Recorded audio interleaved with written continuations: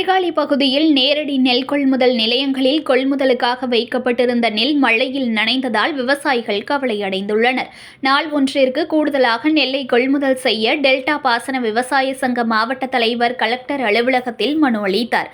மயிலாடுதுறை மாவட்டம் சீர்காழியில் இந்த ஆண்டு குறுவை சாகுபடி பட்டத்தில் 20,000 ஏக்கர் பரப்பளவில் குறுவை நெல் சாகுபடி செய்யப்பட்டது.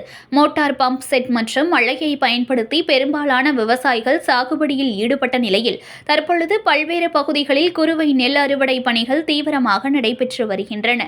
சீர்காழி வட்டத்தில் 23 நேரடி நெல் கொள்முதல் நிலையங்கள் திறக்கப்பட்டு விவசாயிகளிடமிருந்து குறுவை நெல் கொள்முதல் செய்யப்பட்டு வருகிறது. இதனிடையே சீர்காழி பகுதியில் பெய்த மழையால் நேரடி நெல் கொள்முதல் நிலையத்தில் விவசாயிகள் கொட்டி வைத்திருந்த நெல் மழையில் நனைந்துள்ளதால் விவசாயிகள் கவலையடைந்துள்ளனர். தொடர்ந்து 13ஆம் தேதி வரை மழை பெய்யும் என வானிலை ஆய்வு மையம் அறிவித்துள்ளதால் நேரடி நெல் கொள்முதல் நிலையத்தில் கொட்டி வைத்துள்ள நெல்லை விவசாயிகள் பாதுகாக்க தார்பாய்களை கொண்டு மூடி பாதுகாத்து வருகின்றனர்.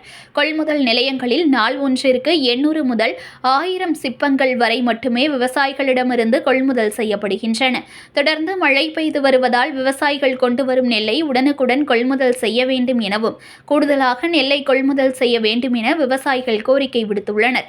அதனைத் தொடர்ந்து மயிலாடுதுறை மாவட்ட ஆட்சியர் அலுவலகத்தில் நடைபெற்ற மக்கள் குறை தீர்க்கும் நாள் கூட்டத்தில் இது தொடர்பாக டெல்டா பாசன விவசாயிகள் சங்க மாவட்ட தலைவர் அன்பழகன் கோரிக்கை மனு அளித்தார்.